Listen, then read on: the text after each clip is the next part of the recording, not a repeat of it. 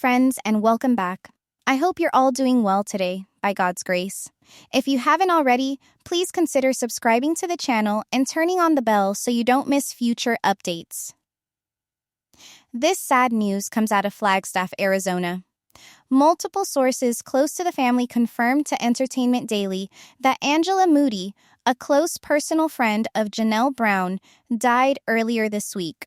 Family representatives confirmed her passing on Tuesday, describing Angela as a vibrant, warm-hearted woman who fought bravely against addiction for many years. In a statement, the family shared that Angela was a beloved friend, a mother, and an active member of her community. Her life, they said, was tragically cut short by the ongoing opioid crisis. The statement also asked for privacy as loved ones grieve this heartbreaking loss.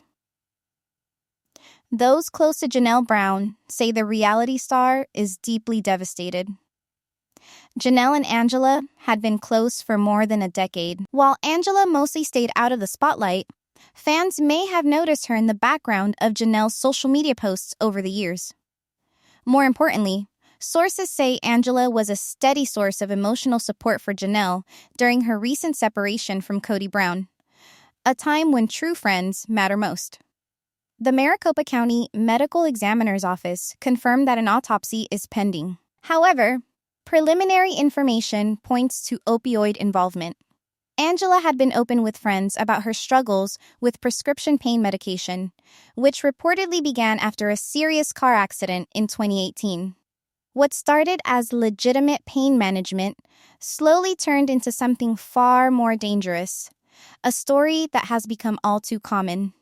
Dr. Michael Chen, an addiction specialist not involved in Angela's care, told Entertainment Daily that cases like hers show how easily pain treatment can spiral into addiction.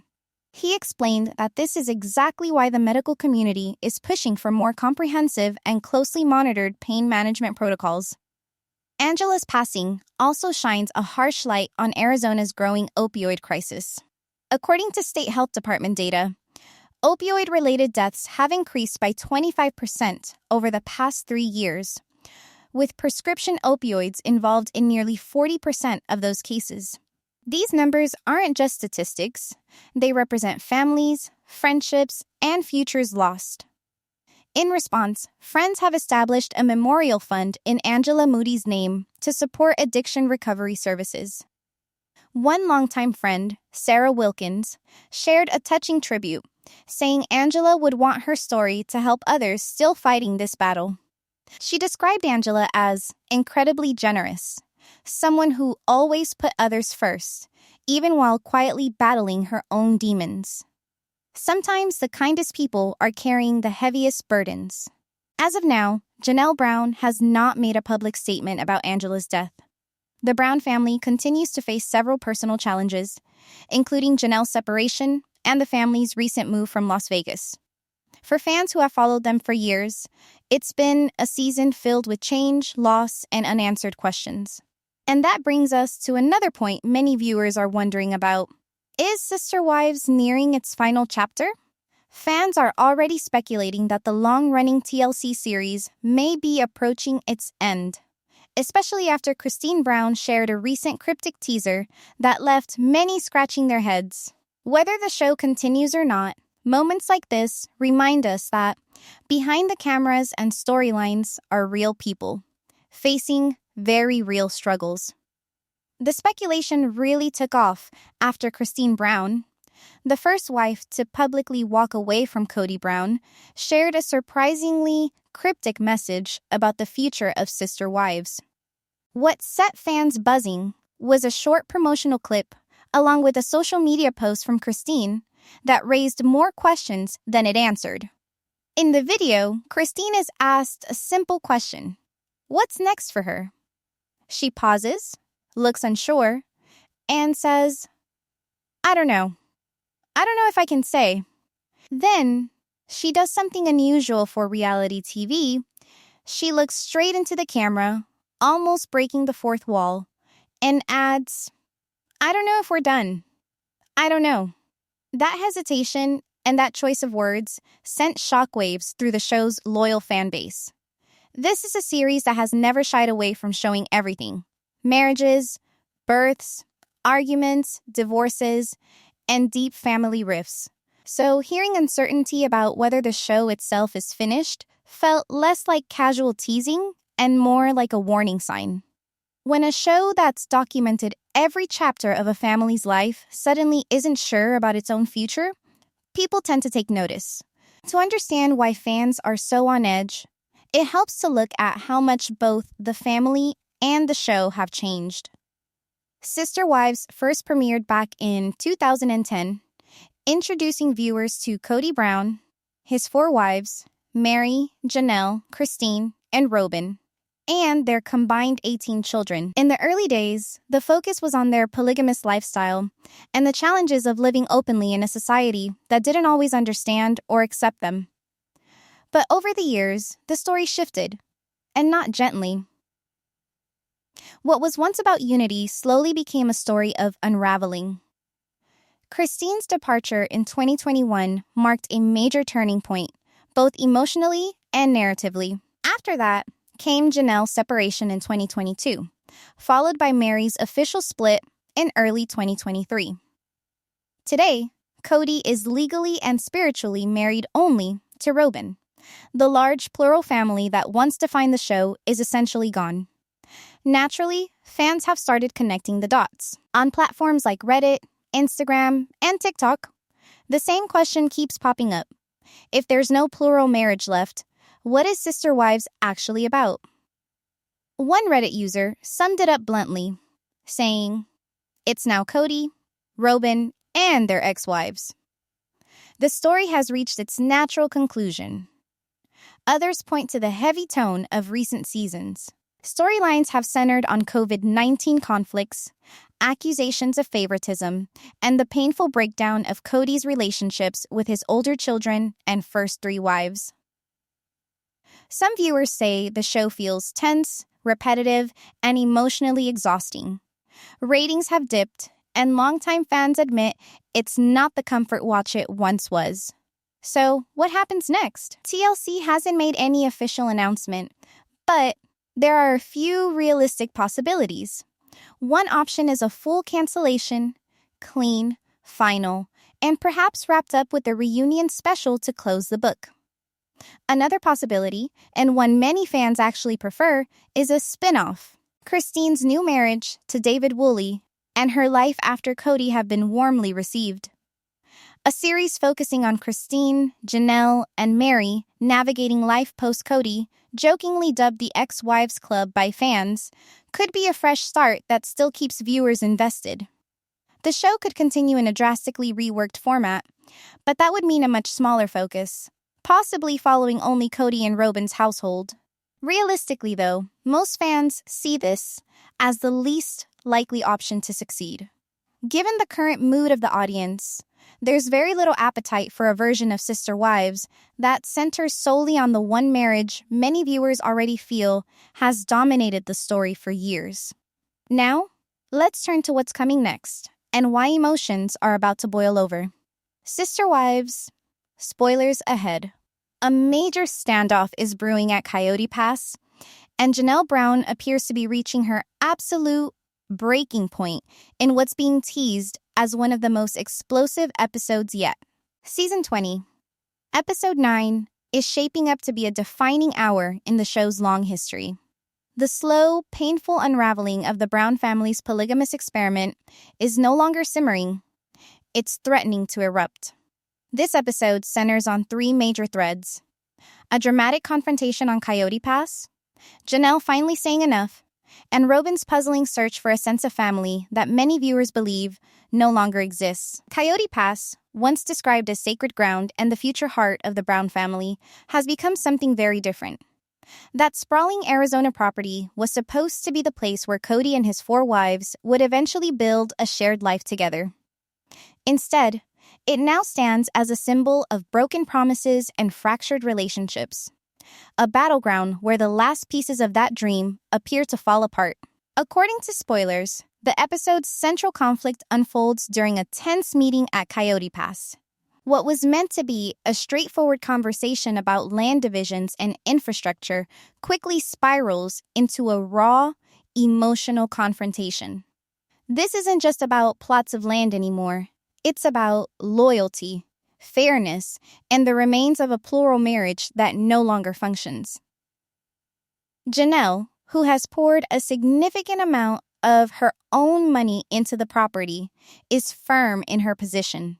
She wants her share secured and wants to finally build a home for herself. But Kody, whose emotional energy and priorities seem focused almost entirely on Robyn, appears unwilling to commit resources to Janelle's plans. With family finances tangled and trust already worn thin, the conversation turns heated. As expected, the argument escalates. Spoilers suggest Kody leans into his familiar pattern, circular reasoning, deflection, and shifting blame, while Janelle refuses to back down. She demands fairness. She demands transparency. And for perhaps the first time, she does so without softening her words to keep the peace. This moment isn't really about money or land. It's a stand-in for everything that's gone wrong. The property that was supposed to unite them is now exposing just how deeply divided they truly are. For Janelle, this appears to be the final straw. Known for being practical, patient, and often the family peacemaker, she reaches a point of unmistakable clarity. The woman who once believed the family was worth the hassle now seems to realize that the effort has become a losing battle with no real return. Her now famous line from the season trailer, "I'm done," is widely believed to come directly from the fallout of this episode. And when Janelle says she's done, it's not just with the argument. She's done with the emotional labor. Done with the financial imbalance. Done carrying the weight of a relationship that Kody appears to have emotionally left behind long ago. Viewers will reportedly see a side of Janelle that's rarely shown, a mix of anger, deep disappointment, and quiet resolve. This episode likely sets the stage for her permanent separation from Kody, following the paths already taken by Meri and Christine. Meanwhile, in a parallel, and deeply ironic, storyline, Robyn Brown is on a mission of her own. Spoilers reveal that Robyn is actively searching for a relationship counselor for the entire family. On the surface, it sounds like a last-ditch effort to heal old wounds. But given everything that's unfolded this season, many fans see it differently. To critics and spoiler watchers alike, Robyn's search doesn't feel like a real solution. Instead, it comes across as a performance, one that raises more questions than answers.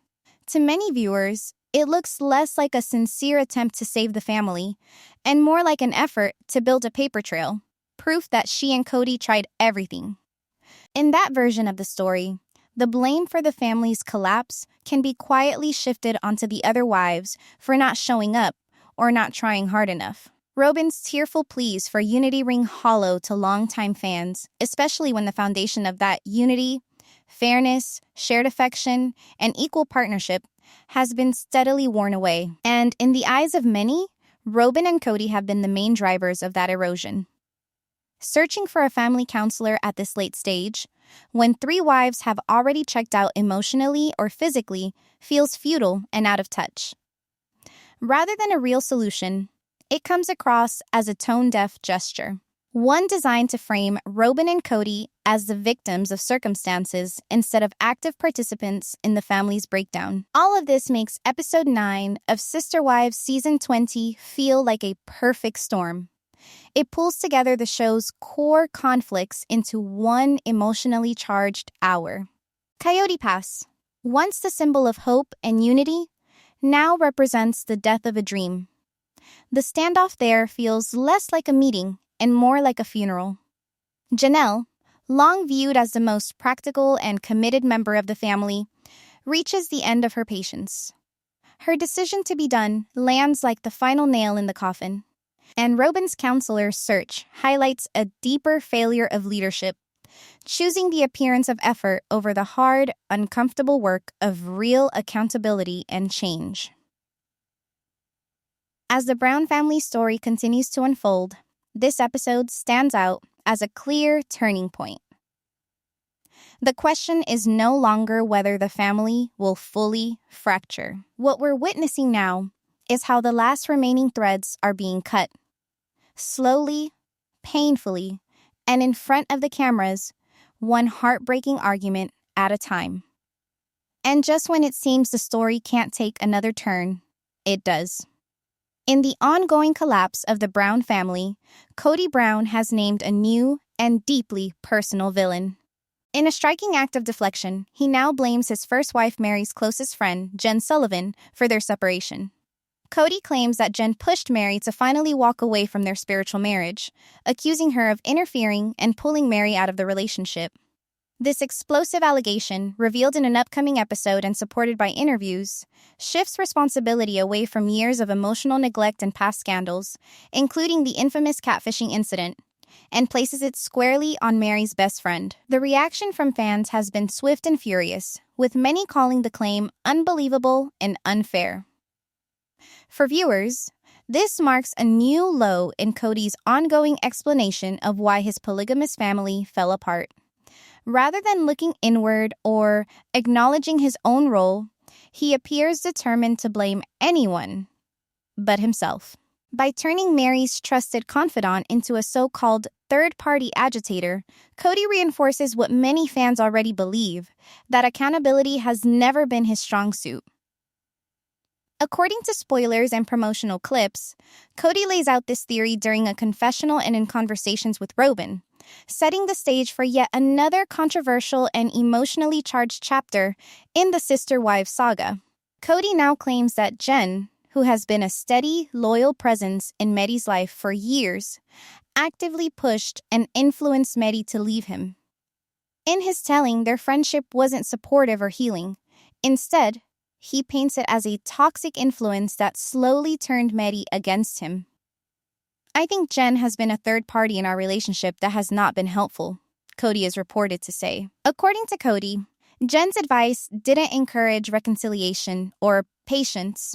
Instead, he suggested empowered Meri to finally put herself first, to choose her own happiness, and walk away from a marriage that, by many accounts, had been emotionally lifeless for years. For Kody, this idea of outside interference offers a convenient explanation, one that shifts attention away from a relationship he had long since stopped nurturing. But to longtime viewers, this explanation doesn't sit right. So, who exactly is Jen Sullivan? For Sister Wives fans, she's far from a stranger. Jen isn't some off-camera friend suddenly dragged into the storyline.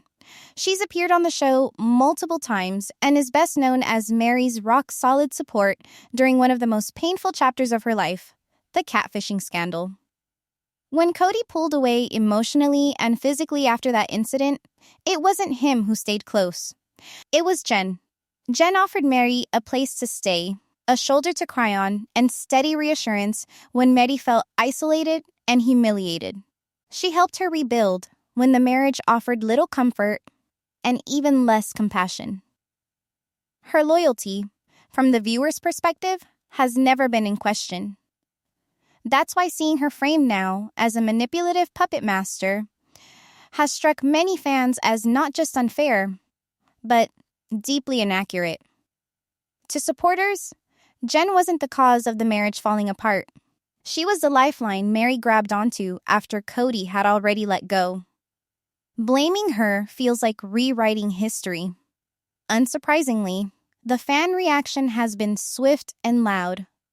Across social media and fan forums, viewers have overwhelmingly defended Jen while sharply criticizing Kody's claims. Many point out that this accusation fits a familiar pattern.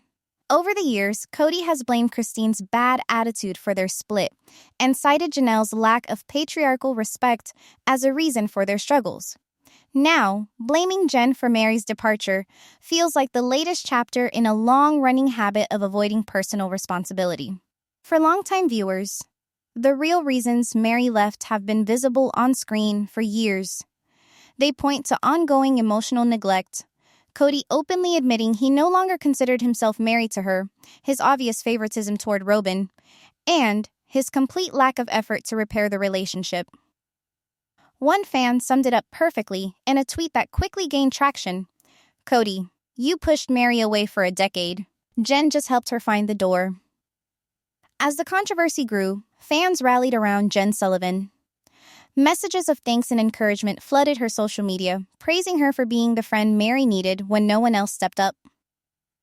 Hashtags like Team Jen began trending among viewers, celebrating her not as a villain, but as a true ally in Meri's long journey toward independence and self-respect.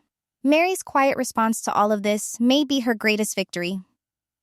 While she has chosen not to publicly address Kody's accusations, her life tells the story clearly enough. She has moved forward, building a full and successful life in Utah, where she now runs her bed and breakfast, Parowan Inn. By all appearances, she seems more confident, more grounded, and genuinely happier than she has been in years. A living reminder that leaving Kody was the right decision for her, no matter who supported her along the way. In the end, Kody's attempt to blame Jen Sullivan doesn't weaken Meri's choice, it strengthens it. For many viewers, it serves as the final piece of proof of what they've suspected all along. Kody struggles to recognize the pain he causes others.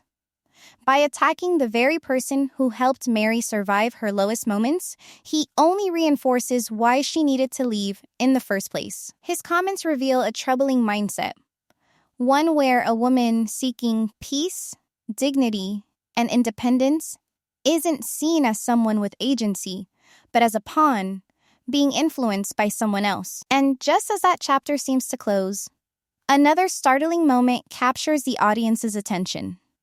A new man? Or an empty gesture? In a move that stunned longtime fans, Kody Brown has shaved off his signature beard for Robyn.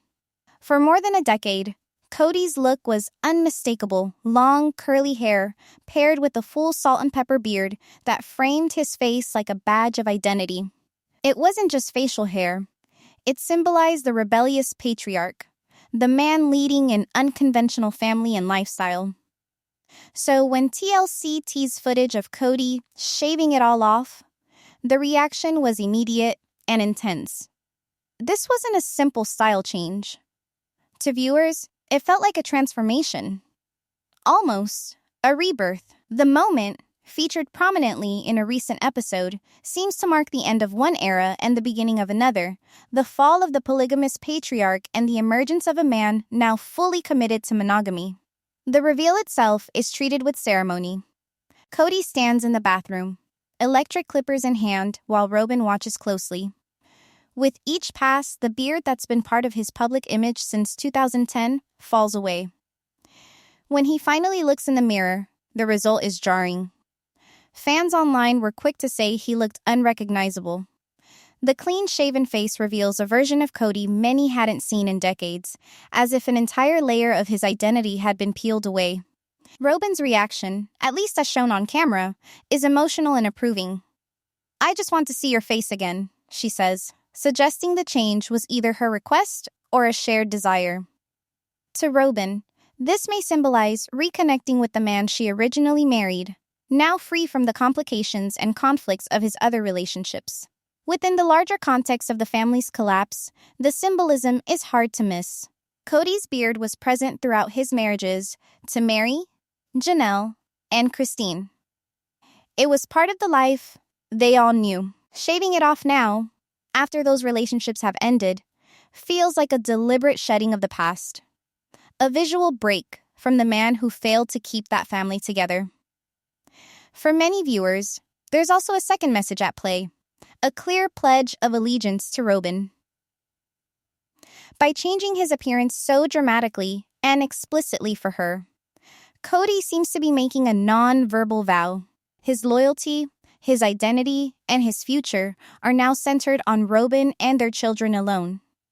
In that sense, the transformation isn't just about grooming, it's about proving devotion through reinvention. There's also a third way many viewers are reading this moment, and it's a lot less hopeful. Some see the shaved beard not as a fresh start, but as a sign of an identity crisis. With his role as the leader of a large plural family now gone, Kody may be struggling to understand who he is without it. For over a decade, that identity defined him. Stripping away the beard could be his attempt to shed the man associated with failure and loss, and to literally see someone new in the mirror, even if he's not quite sure who that person is yet. As you might expect, fan reactions have been immediate and intense, ranging from genuine surprise to outright cynicism. On the shock and occasional praise side, some viewers were simply stunned. Comments like, "I didn't even recognize him," flooded social media. A small group even complimented the new look, saying he appears younger, and suggesting the change could be a positive step for his relationship with Robyn. But those voices were far outnumbered by critics. The dominant tone online has been skeptical, if not outright dismissive. Many fans see the gesture as performative, a surface-level move that avoids addressing the real damage underneath. One popular comment summed it up bluntly: he couldn't be a good husband to 3 wives, but he can shave his beard for one. Others went further, calling it the final stage of what they jokingly refer to as the Robynization of Kody Brown, proof that his identity has fully merged with hers.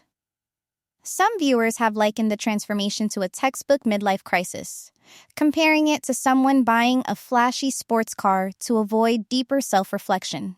In their eyes, the makeover does nothing to fix the real issues that tore the family apart: favoritism, emotional neglect, and chronic communication breakdowns. From TLC's perspective, the moment is clearly being framed as a turning point.